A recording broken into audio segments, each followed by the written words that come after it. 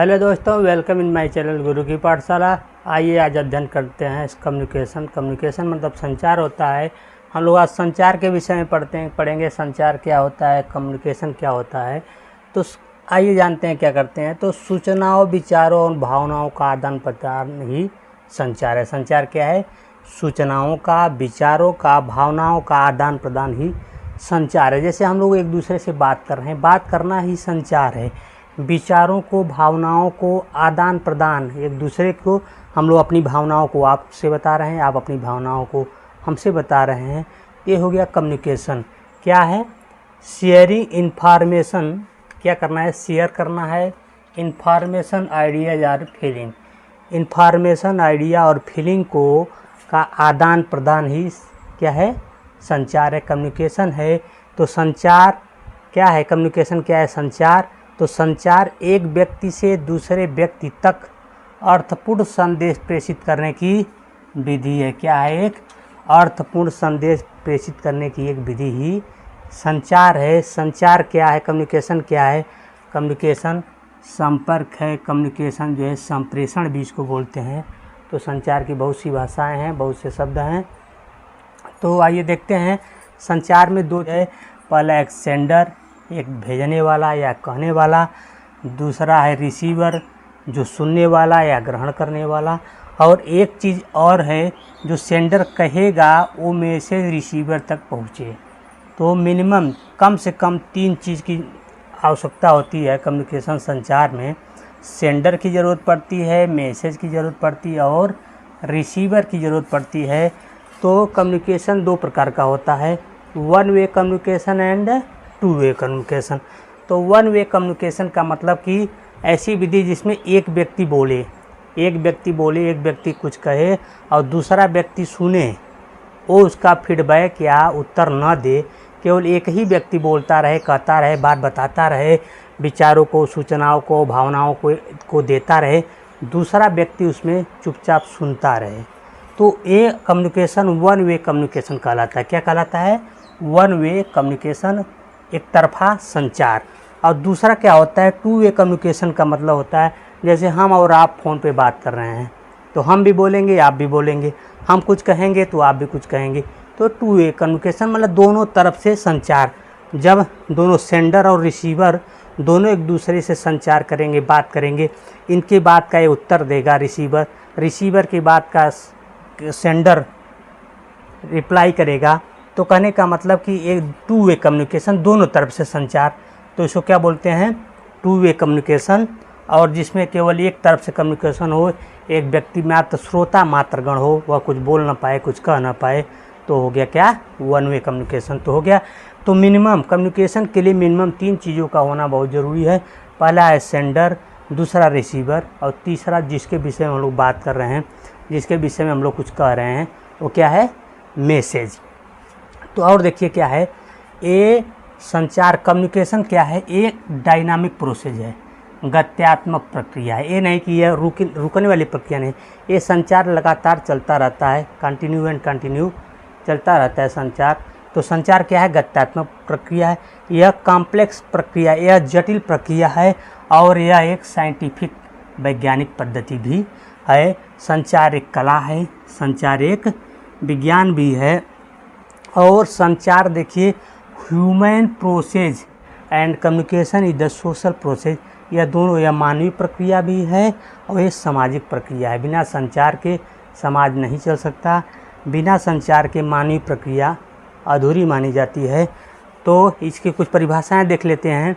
Definition है जे Paul लिंगन्स कहते हैं, यह एक ऐसी प्रक्रिया, ऐसी प्रोसेस है जिसमें 2 या 2 से अधिक व्यक्ति एक ऐसे रूप में विचारों को, तथ्यों को, अनुभव को अथवा प्रभावों को विनिमय करते हैं, इंटरचेंज करते हैं, एक्सचेंज करते हैं, एक दूसरे से कहते हैं, बताते हैं, सुनते हैं। तो यह हुआ जे पॉल लिंगन्स के अनुसार कम्युनिकेशन ऐसी प्रक्रिया जिसमें 2 से अधिक व्यक्ति अपने विचारों को, तथ्यों को, अनुभव को तथा प्रभावों को विनिमय करते, एक दूसरे से बांटते हैं, शेयर करते हैं। दूसरा परिभाषा देख लीजिए, अमेरिकी सोसाइटी ऑफ ट्रेनिंग डायरेक्टर्स के अनुसार, अमेरिकी सोसाइटी ऑफ ट्रेनिंग डायरेक्टर्स के अनुसार क्या है, आपसी समझ, विश्वास, बेहतर मानव संबंध स्थापित करने की दिशा में किया गया सूचनाओं, विचारों का आदान प्रदान ही संचार है। तो समझ गए क्या है कि आपसी समझ, विश्वास और बेहतर मानव संबंध स्थापित करने के लिए, मानव संबंध को और बेहतर बनाने के लिए, अच्छा बनाने के लिए किया गया सूचनाओं, विचारों का आदान प्रदान क्या है, संचार है। अब आइए देखते हैं इसके विषय में, संचार के विषय में, सेंडर, रिसीवर और मैसेज किस प्रकार से एक दूसरे की तरफ पहुंचता है, इसमें क्या होता है, कब सेंडर बोलता है तो कब डिकोडिंग होता है, डिकोडिंग के बाद उसमें मीडियम आता है, माध्यम होता है, तो जाता है रिसीवर के पास। उसके पहले क्या करता है, एक डायग्राम से देखते हैं। कम्युनिकेशन प्रोसेस जाने के पहले अब देखते हैं main element of communication. Communication के मुख्य एलिमेंट क्या होता है, तब जाकर हम देखेंगे कम्युनिकेशन प्रोसेस। तो कम्युनिकेशन प्रोसेस में क्या होता है, सेंडर होता है, इनकोडिंग होता है, मैसेज होती है, मीडियम, डिकोडिंग और रिसीवर। तो ये चीज़ हम लोगों को की ज़रूरत पड़ती है। इसके पहले हम बताए हैं कि कम्युनिकेशन के लिए, संचार के लिए सेंडर होना ज़रूरी है, रिसीवर होना ज़रूरी है और कम से कम मैसेज होना ज़रूरी है। 3 चीज़ होना ज़रूरी है।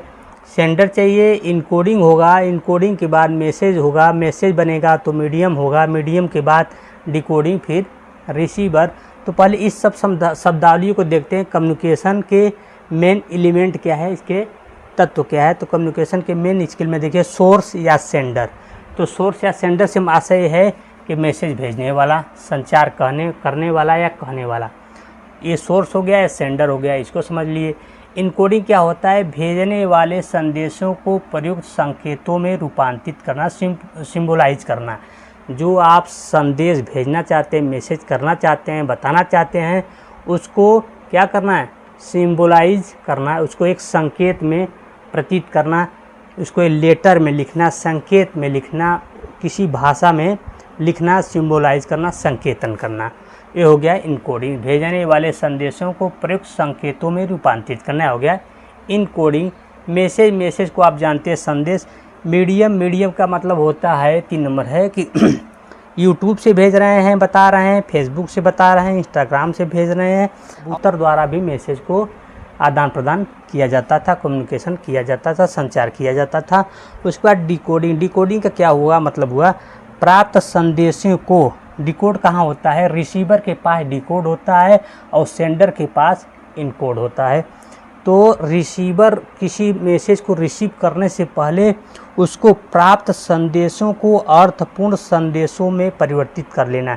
जैसे वह कोई लेटर पा गया या कुछ सूचना पा गया, तो उसका मतलब वो समझ पा रहा है कि नहीं पा रहा है, तो वही होता है डिकोडिंग हो गया। क्या हो गया, वही हो गया डिकोडिंग। तो ये तो हो गया रिसीवर। उसके बाद रिसीवर को आप जान गए, रिसीवर माने प्राप्त करना या जो सूचना प्राप्त कर रहा है। उसके बाद एक होता है नॉइस। क्या होता है, नॉइस माने शोर या बाधा। तो इसको क्या कहते हैं, बाधा का मतलब कि सेंडर किसी मैसेज को जैसे भेजा और रिसीवर को हुबहू उसी रूप में प्राप्त नहीं हुआ, कुछ बात उसकी आधी अधूरी रह गई, कुछ शब्द वो नहीं सुन पाया, तो जो बाधा उत्पन्न हुई उसी को नॉइस बोलते हैं।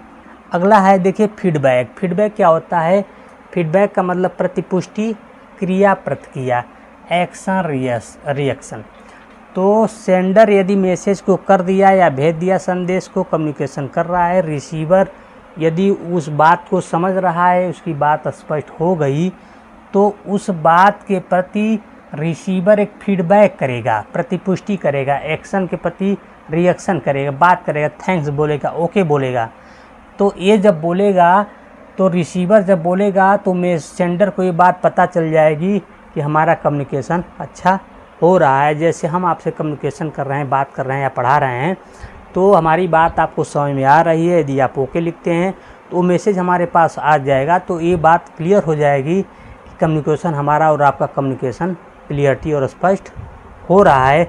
अदरवाइज यह क्लियरिटी नहीं माना जाएगा या स्पष्ट कम्युनिकेशन नहीं माना जाएगा। तो कम्युनिकेशन में क्या हो गया कि फीडबैक होना बहुत ज़रूरी है। तो अब देखिए कम्युनिकेशन प्रोसेस में क्या होगा, सेंडर मैसेज को भेजेगा। सेंडर क्या करेगा, पहले अपनी बात को इनकोडिंग करेगा।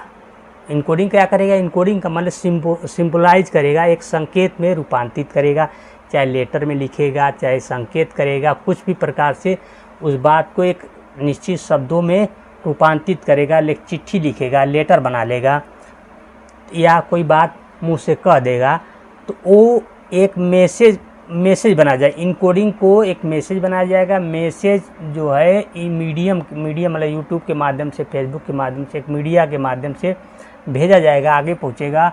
उसके बाद रिसीवर उस बात को समझेगा, लेकिन समझने से पहले उस बात को हुबहू जो भाषा सेंडर ने कहा है वही अर्थ में उसको कन्वर्ट करेगा। ये डिकोडिंग हो गया। डिकोडिंग के बाद वो बात को रिसीव कर लेगा, ग्रहण कर लेगा, अर्थ समझ जाएगा। उसके बाद ये रिसीवर इसको फीडबैक देगा। क्या करेगा, एक फीडबैक देगा। तो जब फीडबैक दे देगा तो उस समय में आ जाएगा कि कम्युनिकेशन या संचार अच्छे से चल रहा है, क्लियरिफाई हो जाएगा। यदि यह रिसीवर भी कुछ बात सेंडर से कहना चाहे तो सबसे पहले रिसीवर जो बात कहेगा वो भी इनकोडिंग होगी। क्या होगी, इनकोडिंग हो जाएगी। जिस प्रकार से सेंडर अपनी बात कहा है तो पहले इनकोडिंग हुआ, फिर मैसेज हुआ, फिर मीडियम हुआ, फिर डिकोडिंग हुआ। उसी प्रकार से रिसीवर भी कहेगा तो पहले क्या होगा, इनकोडिंग होगा, फिर इनकोडिंग के बाद मैसेज बनेगा, फिर क्या होगा, मीडियम की ज़रूरत पड़ेगी, फिर जो बात वो कहा है उसका क्या होगा, डिकोडिंग होगा। डिकोडिंग के बाद ये सेंडर उस बात को रिसीव कर लेगा। तो यहाँ पे ये दूसरा प्रोसेस जो हुआ, ये रिसीवर जो कहा है तो यहाँ ये सेंडर हो जाएगा, ये रिसीवर हो जाएगा। यह प्रोसेस चलता रहता है। यदि दोनों तरीके से या दोनों प्रकार से बातचीत हो रही है, दोनों प्रकार से कम्युनिकेशन हो रहा है, टू वे कम्युनिकेशन, केवल एक ही तरफ से कम्युनिकेशन हो रहा है तो वन वे कम्युनिकेशन कहलाता है। अब आइए देखते हैं कम्युनिकेशन के क्लासिफिकेशन, कम्युनिकेशन के प्रकार, कम्युनिकेशन को कितने भागों में बांटा गया है इसको देखते हैं। क्लासिफिकेशन ऑफ कम्युनिकेशन के का विभाजन या क्लासिफिकेशन किस प्रकार से करते हैं। तो पहला है on basis of relationship. Relationship के आधार पर कम्युनिकेशन दो प्रकार का होता है। पहला है फॉर्मल, दूसरा है इनफॉर्मल। इनफॉर्मल को ग्रेप वाइन कम्युनिकेशन भी बोलते हैं। औपचारिक, फॉर्मल कम्युनिकेशन का मतलब होता है जैसे हम लोग स्कूल में हैं, कॉलेज में हैं, तो हम वहाँ पे जो बात होती है, जो जिस भाषा में बात होती है वो फॉर्मल होता है। तो जैसे हम किसी ऑफिस में हैं तो वहाँ तो ये नहीं ना बोल देंगे अरे यार चलो काम कर लेते हैं, ऐसा नहीं करेंगे। अरे आप कुछ ही कान में जाके कोई बात कह देंगे कि, तो ऐसा नहीं करेंगे। तो फॉर्मल का मतलब वहाँ की एक निश्चित लैंग्वेज होती है, किसी ऑफिस की एक लैंग्वेज होती है, स्कूल की एक लैंग्वेज होती है, उसमें आप बात करेंगे। एक प्रिंसिपल से आपकी बात करना है, आपको डीएम से बात करना है, किसी की ऑफिस में आपको जाना है, तो वहाँ की जो भाषा होती है फॉर्मल भाषा, फॉर्मल कम्युनिकेशन होता है। वहाँ एक निश्चित भाषा होती है, आप एक निश्चित तौर तरीके होते हैं। और इनफॉर्मल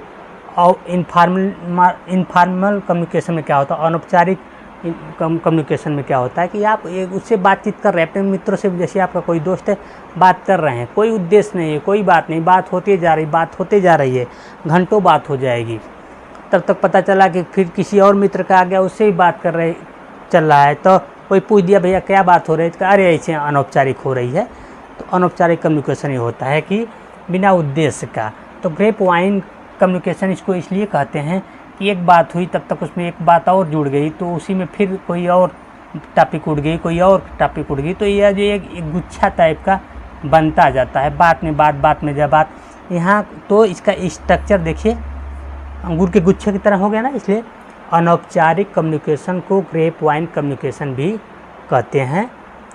दूसरा देखिए ऑन बेसिस ऑफ मीडिया या एक्सप्रेशन के आधार पर या मीडिया के आधार पे कम्युनिकेशन दो प्रकार का होता है। वर्बल मतलब शाब्दिक, और नॉन वर्बल अशाब्दिक। अशाब्दिक को गेस्टल या हाव भाव भी कहते हैं। तो इसको नॉन वर्बल अशाब्दिक को, हाव भाव को, इसको हम लोग अगले वीडियो में पढ़ेंगे।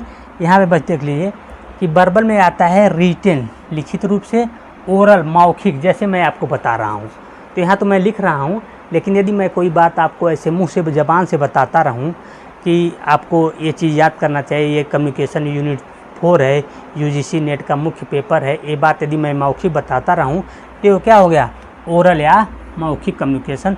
रिटेन कम्युनिकेशन का मतलब लिखित रूप से, यदि मैं चिट्ठी लिख दूँ या कोई बुक बना दूँ, नोट्स बुक बना दूँ, वो आपको दे दूँ, मुहैया करा दूँ, तो हो गया रिटेन। तो रिटेन मतलब लिखित रूप से, ओरल माने मौखिक हो गया। ए कम्युनिकेशन मीडिया और एक्सप्रेशन के आधार पर वर्बल और नॉन वर्बल। वर्बल मतलब शाब्दिक शब्दों द्वारा, नॉन वर्बल मतलब हाव भाव, जिसमें शब्द की का कोई रोल नहीं है, हाव भाव जैसे कह दिया जाए। इसका मतलब आप समझ गए कि मैं आपको बाय बाय टाटा कर रहा हूँ। यदि किसी को आँखों से संकेत कर दिया जाए तो वो आपकी बात समझ जाता है। तो ये जो है संकेत या हाव भाव, ठीक, तो उसमें मौखिक या शब्दों का कोई स्थान नहीं होता है। अगला देखिए तीसरा है ऑन बेसिस ऑफ फ्लो और direction. Basis of flow of direction, direction के अनुसार आप कम्युनिकेशन कितने प्रकार का होता है। डाउनवर्ड कम्युनिकेशन पहला है। डाउनवर्ड कम्युनिकेशन का मतलब होता है ऊपर से नीचे आना। हमारे मुख्यमंत्री जी कोई संदेश दे दिए, मुख्यमंत्री से चला सचिव के पास, सचिव के से डीएम के पास, डीएम से फिर आपके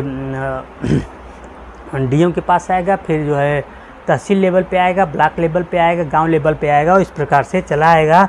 तो कोई सूचना ऊपर से नीचे, डाउनवर्ड कम्युनिकेशन, ऊपर से किसी अधिकारी द्वारा कोई सूचना दिया गया, उसके नीचे क्लर्क और चपरासी तक पहुंच गया, तो हो गया डाउनवर्ड कम्युनिकेशन। और अपवर्ड कम्युनिकेशन का मतलब हो गया गांव की कोई समस्या है, ग्राम पंचायत स्तर पर उठी, ब्लॉक पे गया, ज़िले पे गया, तहसील पे गया, उसके बाद ज़िले पे गया, उसके बाद भी समाधान नहीं हुआ तो मुख्यमंत्री के पास या स्टेट लेवल पे चला गया, अपवर्ड कम्युनिकेशन। और हॉरिजॉन्टल कम्युनिकेशन का मतलब ये होता है एक ही पद पे, जैसे किसी स्कूल के एक वीसी और दूसरा यूनिवर्सिटी है, उसका इलाहाबाद यूनिवर्सिटी के वीसी और बनारस यूनिवर्सिटी के वीसी दोनों आपस में कम्युनिकेशन कर रहे हैं, बातचीत कर रहे हैं, तो हॉरिजॉन्टल कम्युनिकेशन। एक गांव का मुखिया दूसरे गांव के मुखिया से बात कर रहा है, हॉरिजॉन्टल कम्युनिकेशन। मतलब सेम पद पे रहते हुए यदि कम्युनिकेशन किया जाए तो कम्युनिकेशन हॉरिजॉन्टल कम्युनिकेशन कहलाता है। डायगोनल कम्युनिकेशन का मतलब होता है कि उसमें नीचे वाला अधिकारी अपने क्लर्क से बात कर सकता है, क्लर्क अपने चपरासी से बात कर सकता है। तो एक कम्युनिकेशन दो होता है, वो डायगोनल कम्युनिकेशन होता है। तो आज इस वीडियो में बस इतना ही। हमारे साथ बने रहिए। अगला वीडियो में हम लोग आपको बताएंगे अशाब्दिक या नॉन वर्बल कम्युनिकेशन क्या होता है। धन्यवाद।